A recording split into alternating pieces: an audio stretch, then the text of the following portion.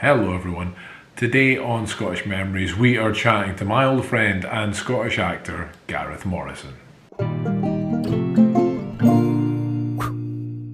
I hope you are all happy and healthy and well out there. Just before we get started today, just a couple of things. If you haven't already, please remember to hit that subscribe button, whether you are watching this on YouTube or you are listening to it on podcast, because you can get all the Scottish Memories on podcast now. So please remember to hit that subscribe, leave a comment or a review. A 5-star review would be great. You know, if you're on a podcast, a 5-star review on iTunes or Spotify would be, oh, that would be lovely. Thank you very much. It's so kind of you. Also, if you are listening to this particular recording on podcast, I have to apologise. The sound quality is not brilliant due to some technical difficulties, which are way beyond my control or understanding. And also, guys, please remember to stick right to the end of the video where you can find out who I will be interviewing next week as well. So without further ado, let's get started chatting to my old friend, Scottish actor Gareth Morrison. Gareth has appeared in countless things, including Nina and the Neurons Go Inventing, Outpost Black Sun and Outpost Rise of the Spetsnaz, Time Teams The Beginning, Tommy's Honour with Sam Neill and Peter Mullen, May Contain Nuts, and many, many more things. So please welcome Gareth. Gareth, how are you, mate? Thank you for the introduction. Very well. Nice to see you again. How are you? I'm good, mate. I'm good. How's things? Very well. I'm feeling very honoured to be third in the line after Ross and Grant. It'll be fourth because Gordon's up before you. Oh no, you'll be fourth. Gordon's up before you. Well, listen, great company. So just before we get stuck in, where are you right now? Are you up in Perth right now, or are you? No, so I'm in my flat in Edinburgh. Been locked down in here for the last couple of months. Me and my girlfriend just been here.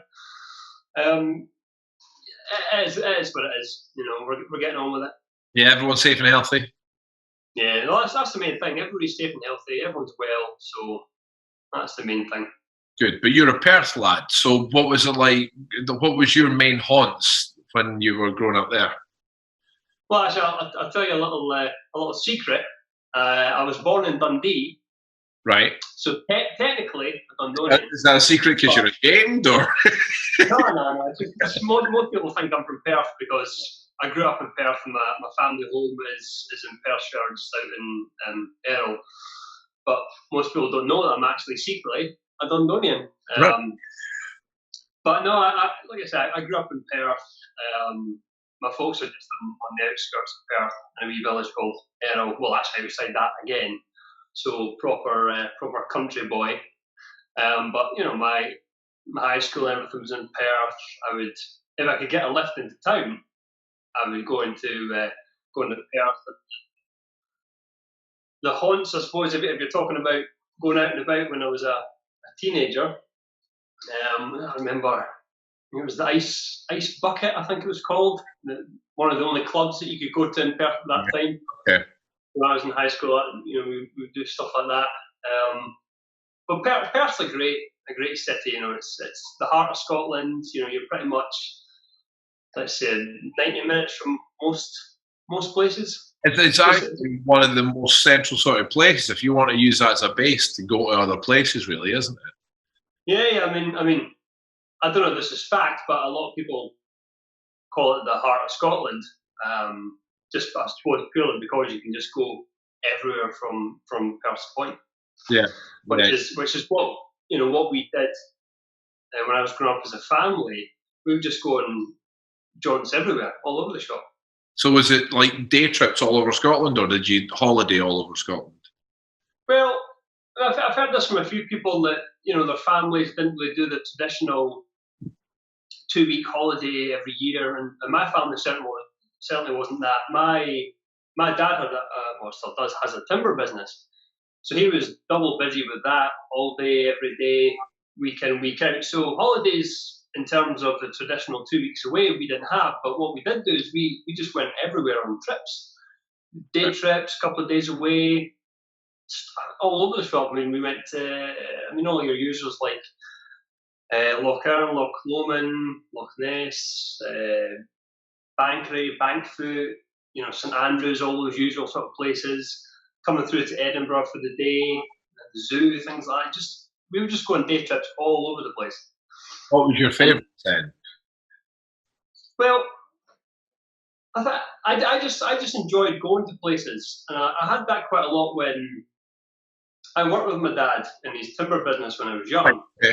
And of course, he would be travelling all over the place, woods all over Perthshire and Kinross and these sort of places.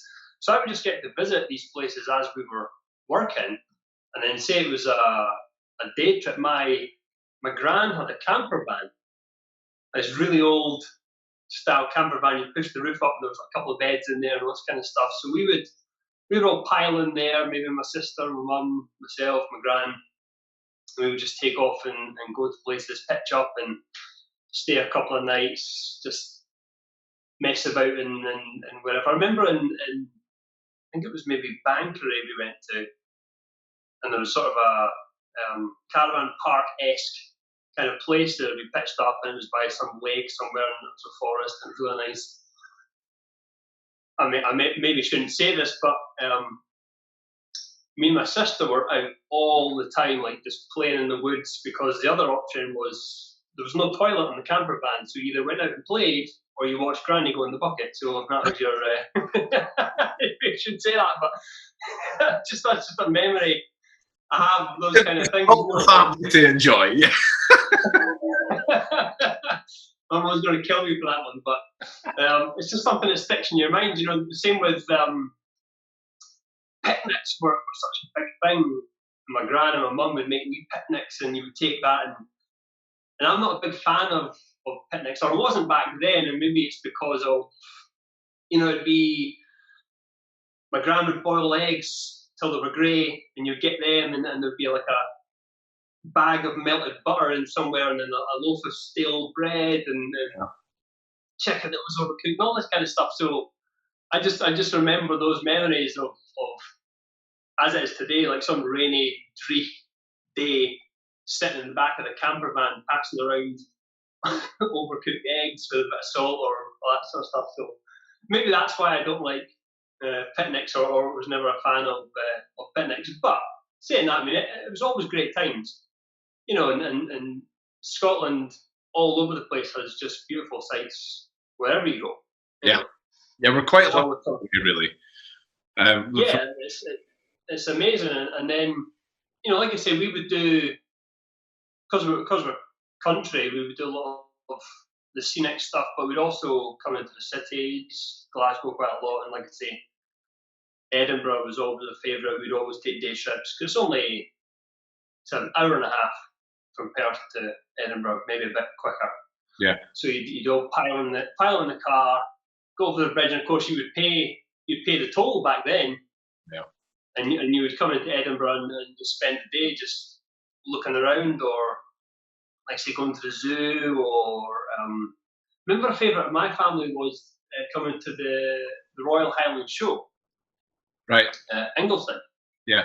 So it was a big thing. They'd all pile in and come and see it. My dad would be off looking at tractors, machines, all this sort of stuff, and myself, my sister, mum, and gran would be looking around all the stalls. Or I'm an animal lover, so I'd be off looking at all the animals, all the livestock. I remember one year. I mean, I don't really remember. I just remember being told the stories of this event. So we went to the Royal Highlands show, and this is when I was really young, and I decided I'd just wander off. So I got lost. My family didn't know where I was. So they basically brought the whole day to a standstill, where everybody was looking for me, all the tannoys, all the event organisers, people just looking for this small boy who just ran off. And I don't know how much time it was. I think maybe an hour or something, if not longer. And they eventually found me, and I climbed into a goat pen, and I was sitting playing with all the goats, because I love like goats and pigs and stuff like that. So I just decided I would take myself off and just climb into this goat pen and start chatting to this couple of goats, and that's where they found me. Meanwhile, my grand's having a heart attack and all this kind of stuff. But when you're a kid, you don't think about it. That's brilliant. After that, I was never on reins, but they kept a close call on me, because I was always always running off somewhere. But I was excited to go to these places. You know, I really like. It's probably the same with you. I just like going to places, wandering about, just taking stuff in. And obviously, as a kid, I just forgot that I was supposed to be with my family. It's funny because obviously you know that my wife Kirsten's pregnant, and we were talking about. I remember seeing one of my friends they've got a little boy, and they had the backpack with the lead, so that he won't get lost. And the thing after hearing that story, I'm like, that's exactly what I'm going to do with my wee girl. We're like, right, you should end up in a post bed. Well, my sister was the complete opposite. She was rock solidly clinging to my folks, whereas I was just a bit more let it go. You know, I can just run about here. But your career, a lot of it has been working in Scotland, really, though, hasn't it? Your performance-wise. Yeah. So I always thought, probably like a lot of actors, that I would start working as an actor, probably get to go to some glamorous places, maybe get to go abroad, all this sort of stuff. But for me, it just seemed to have stuck to. I mean, not primarily to Scotland. I've worked up and down the country, but a lot of the projects have either been shot here or, when I moved to Edinburgh, a lot of the work and the stuff that I carved out for myself was in and around Edinburgh and Glasgow. I mean, obviously I started in Perth. Perth theatre was a big thing for me when I was a kid. Perth theatre is huge, though, really. Oh, it's beautiful. I mean, back then it was Perth Rec, and I think, and somebody might correct me on this, but back in those days, I think it was over 500 seats, and then they took it down to just under 500 seats. All the insurance and stuff like that. Yeah, so I believe when my first play there that I landed when I was 14, because I was doing the youth theatre at Perth, because we didn't have drama in the high school. We didn't have we had one school show. We did Oliver, and I'm pretty sure the only reason we got to do it is because myself and a friend of mine really chatted the dance teacher into doing it. We had dance, but we didn't have drama. And myself and my friend, we ended up taking dance just to try and get some sort of creative outlet. But I was a really big, let's say, fat kid, and me dancing wasn't the best. It was a bit, it was a bit out there. But anyway, so the only other option back then was to join the youth theatre at Perth, which was great, and I absolutely loved it. But there came a couple of opportunities. The main house was casting for. I think the first show I did was Engaged, or it might have been Tartuffe, or other way around. I can't remember.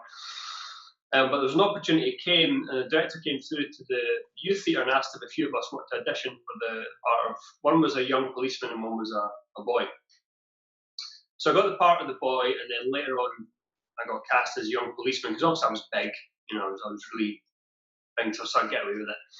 Not huge parts, but like great to be on the main stage, and I believe the Tartuffe cast was pretty much made up of all Take the High Road actors,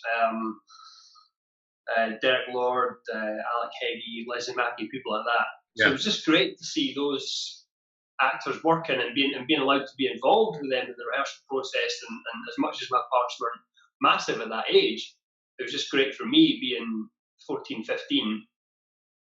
Just being there and being part of it and being on the stage and feeling the crowd and that sort of energy just really hooked me in from that early age. And I always credit Perth Theatre with embedding that love of theatre with me. Yeah. And then, as careers go, it wasn't until, what was that? I don't know, maybe 29 by the time I got back to Perth Theatre and I did a panel. There, one of the last panels before they had their refurb. But again, it was great. It was all Perth actors, and it was just a great fun experience to be back home.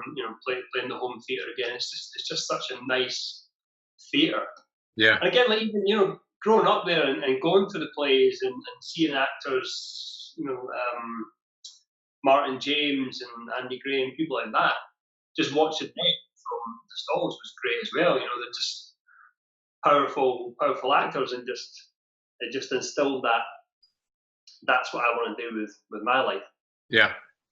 And then, as it happens, the careers take different paths. So, I mean, I would love to do more theatre back in Perth and places like that. But then, film and TV comes along, and I do a lot of like action stuff. So that comes along, and you get taken off to all these great places. Again, most of it in Scotland. But again, like Scotland's got some of the best scenery in the world for filming. So, some of the places I've seen, it's been amazing. So when you do end up saying, right, okay, I've got this gig and I'm heading up that way, is there a place where you say, oh, it's filming Aberdeen or it's filming Is there a place where you go, yes, I love it when I go there? Do you have a favourite out of all the places in Scotland? I think maybe, so we shot quite a bit of the Third Outpost movie just in and around Loch Lomond. Right. And it's beautiful there. It's absolutely beautiful. I mean, we stayed in Glasgow city centre. Most of the productions are pretty up close enough to city centre, so you can at least do something in your downtime. Yeah. But we would just travel out each day to, and I forget some of the locations. But for me, I mean, I suppose, going back to my dad having a timber business, and when I was younger, working with him in all the woods and the forests and whatnot, I absolutely love a wood in the forest. Right. And I've been to so many that I just forget them all. But everyone's different, everyone's nice. I remember shooting a film called For We Are Merry, and we went to a wood just the other side of the Tay Bridge. And again, I'd never been there, but it's just such a really nice place. It was just out of the way. I don't even think I could get back there now if I tried, because it was one of those windy roads down there, round here, back up again, and back down. It's one of those numbers. But when you got there, it was just beautiful, Yeah. I think that's one of the great things about Scotland is, no matter where you go, if you just take a little drive somewhere, eventually you'll end up in some beautiful spot that you can just stop and explore and take all in. You've probably hit the nail on the head there, really, because we are truthfully, we've only got, 5 main cities, but each and every one of them, within 20 minutes, you'll be in the middle of the country somewhere, you know what I mean? So we are quite lucky that even, in a concrete city, you can still go, you know what, 20 minutes and I can go and take a walk in a field, something like that. We are spoiled in that sort of way sometimes. I don't think we realise it. Absolutely. I mean, even, talking about concrete city, that springs to mind Aberdeen, the Granite City, it's quite grey. But then the surrounding areas, Peterhead and these sort of places, great, beautiful scenery. Yeah. I remember I was lucky enough to get one of the last, 784 Theatre Company. It's not around anymore, but back in the day, a great independent theatre company. And I was in one of their last shows. I think it was the second last one before they lost all the funding and had to close for business. But we went all up and down the country touring, big theatres, small theatres, and then some of the really small places. And one that always sticks out to me is Ballyhoolish, which, correct me if I'm wrong, I don't really know, but I think it's just up near Inverness or past Inverness or that sort of area. But again, the community is maybe like 30 people, and we played a shed. But everybody came out to see it. The place was packed. But around that area, it's just so nice, and it's just great away up there. And I like those little small places because a lot of them don't get theatre coming to them. They have to go to, Eden Court or something, or Aberdeen or whatnot. But I think that's a shame that a lot of the smaller tour companies aren't around anymore, especially for an actor. You get to go to these places that you would never normally go to. You wouldn't. On a kind of parallel to that, really, the way we're stating right now, because theatre's kind of struggling right now, we might end up that smaller companies are the way it needs to start up again. So you might see a bit of a return to it all. Never know. It's a cheaper form of theatre to put maybe 1 or 2 actors in a van with a wee bit of set and send them up to some of the smaller community places. But then the joy of that is that the community is so welcoming to have you there that they all come out and support whatever it is you're doing. So when you're travelling around with people, what are your top tips for if you're heading anywhere in Scotland? Really, what would be your top tips to anyone visit? So, well, like I said, I mean, I like to, if I go to a place, settle down. Say it's in your B&B or your hotel or whatever it is. Just settle down there, and then just go out. Just go out for a wander, get lost. You know, Yeah. I mean, obviously, don't get lost. Try and remember where you are. But I like wandering. You know, I like potting about, and it's one of the things. When I first moved to Edinburgh, probably about maybe 17 years ago, maybe something like that. Yeah. One of the first things I did once I'd settled myself in is I just started to walk about. Because when I was young, I used to think that Edinburgh was vast. I used to think it was humongous. I remember another trip, myself, my mum, and my gran, we came to the Playhouse to see Jesus Christ Superstar, like it was. And we came over the bridge and got into Edinburgh, and I remember my mum parked halfway up Cotton Hill, which isn't far from where I live now, but at the time, when she parked there, and I saw up the hill, and I thought, I must go on forever. Like, how high does that go? And what's behind there? And then London Road, how far down does that? That must go for miles. But now living here, I walk that pretty much every day, and it's so small. But back then, as a kid, I just thought that must have gone on forever. I thought Edinburgh was huge. And then it's only when you start to get out and explore places that you realise that you can actually connect and get around quite quickly. I know exactly what you mean. I remember when I was younger, I remember always on a Saturday going out with my dad, and we'd go into town and we'd drive about. And sometimes there's just little places that stick in your memory of places. Yeah. I remember going there with my dad. I remember going there with my dad. And it's not till I got older and I started to explore the city myself that you go, oh, that was actually just right next door to that. Where, maybe he's taking you a roundabout way because you've went somewhere else first. And then you go, oh, wait a minute, that was actually just there. And oh, right. So we didn't actually go really anywhere. It was all right here. I know. I mean, I know people say the same about Glasgow. I lived in Glasgow for a bit myself. And same thing, I just used to wander about, get to know the places. And although Glasgow's bigger and it takes you longer to get places, you can still walk around. You go, well, that's there and that's next to that, and that's, even though they've got the tube, the underground.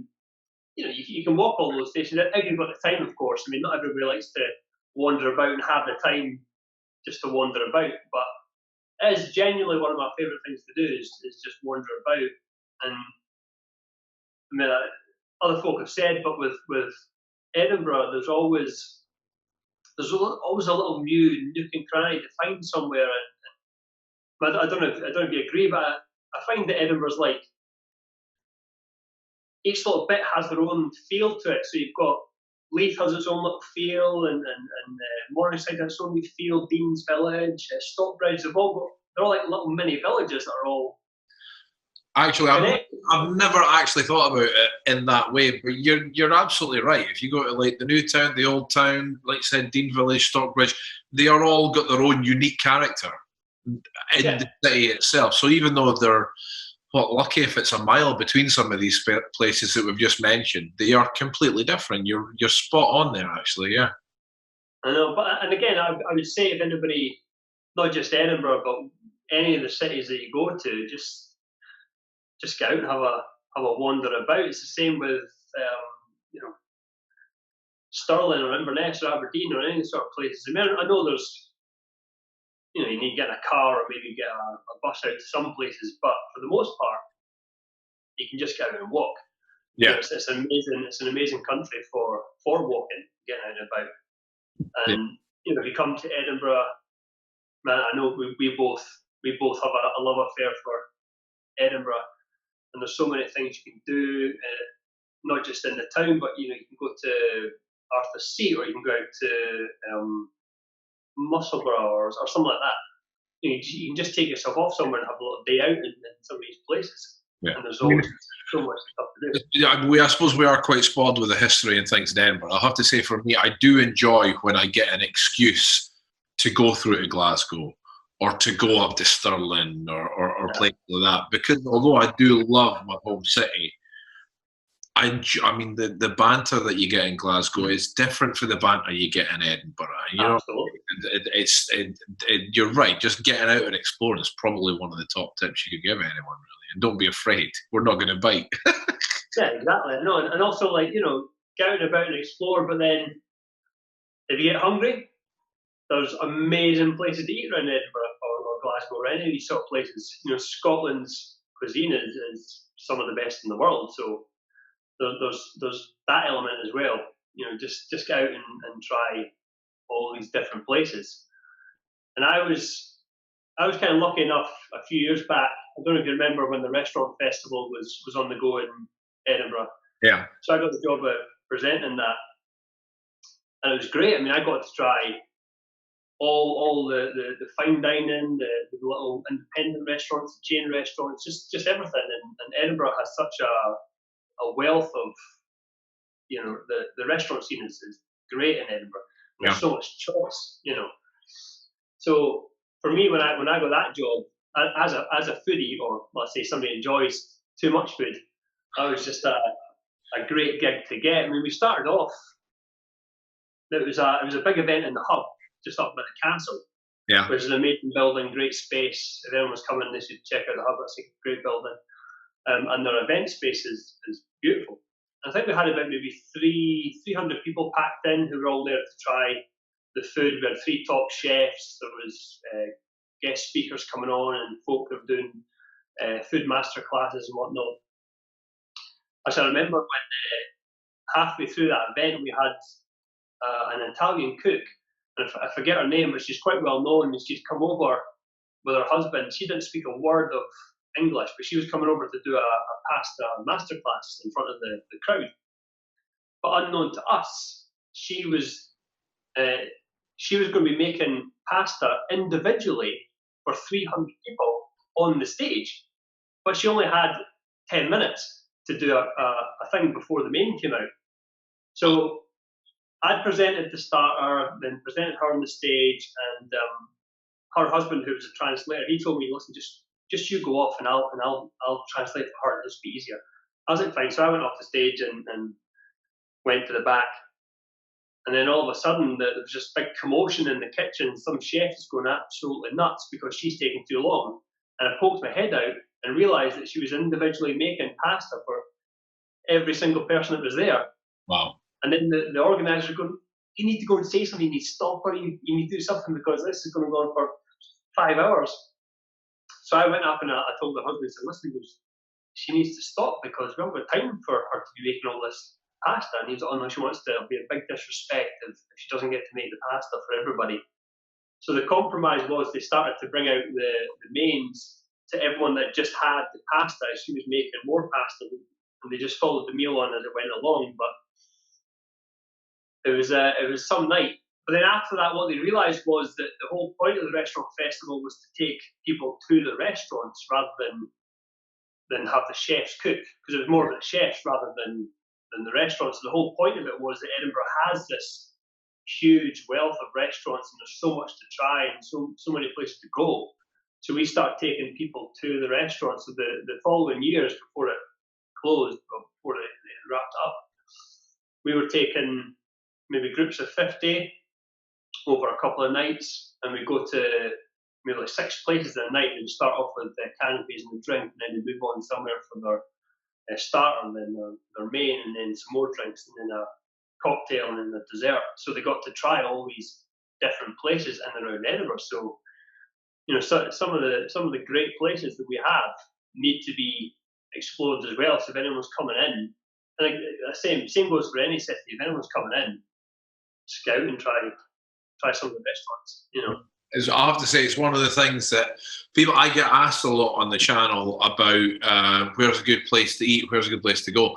But I find that it's one of the things that's difficult to recommend, because food's a personal choice. You know what I mean? I can say, well, they've got a great this and they've got a great that, but it is a personal choice. You know what I mean? So I'd be a rubbish food reviewer. You know, I was like, well, I like it. You might not. You might like it. You might not.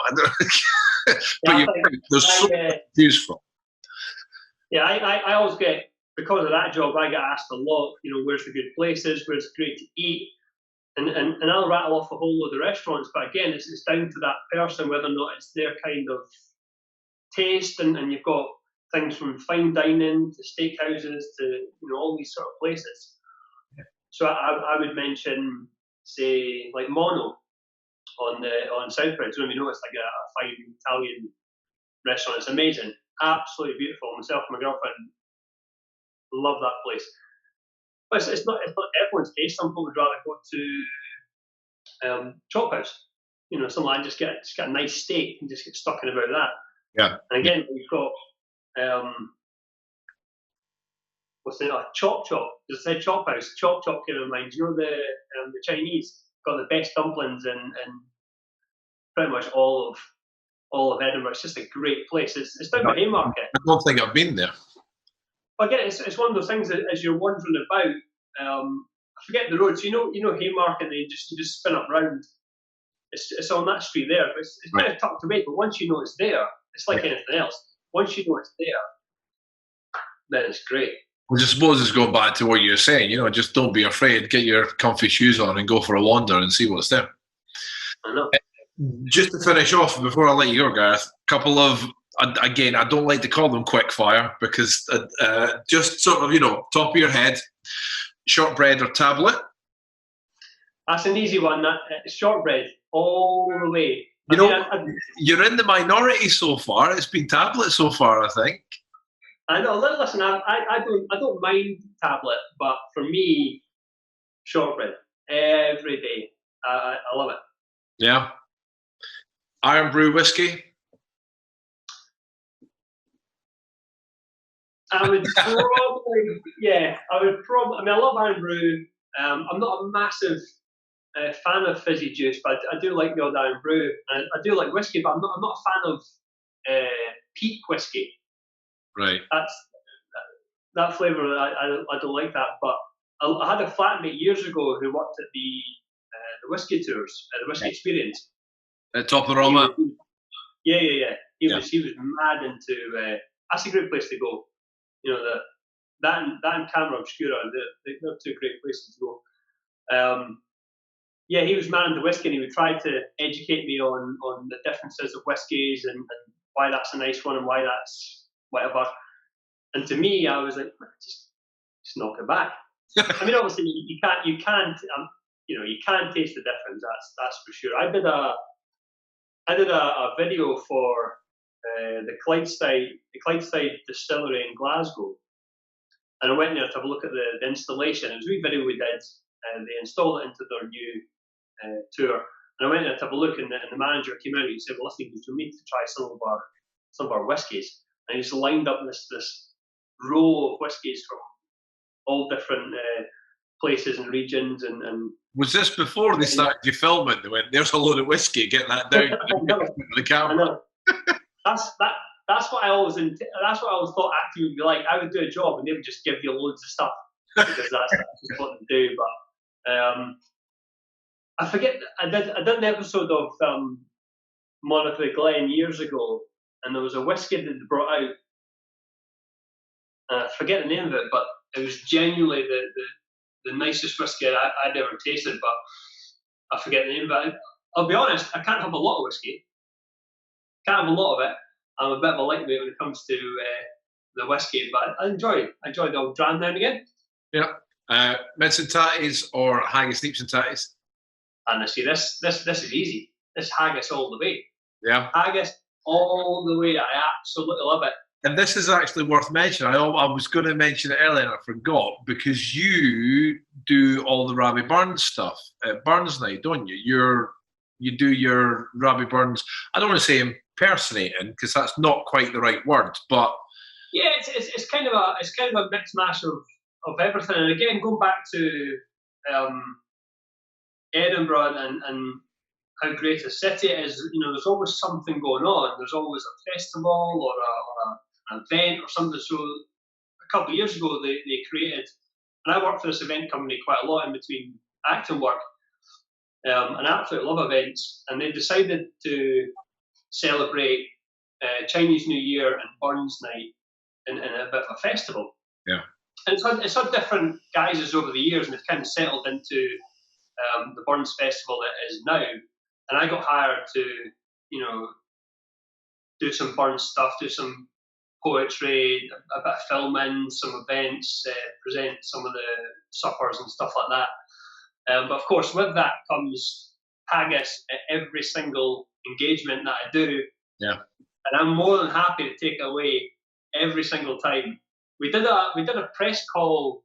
It was last year, the year before, and it was in the Freemasons Hall, and they brought in this massive McSween's haggis, which is my favourite. By the way, there's others, but that's my favourite one. In other haggis are available. other haggis, but if McSween's want to give me one, I'm more than happy to take it.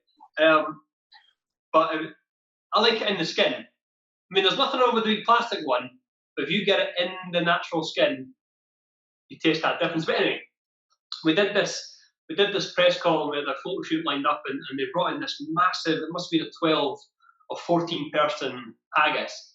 We did all the shots, took all the photos, and then they were wrapping up, and somebody was going to chuck that in the bin because it had been used for the photos. And I went, no, because if I can, I will have it. Took it home, ate the whole lot, a 12 to 14 person haggis to myself.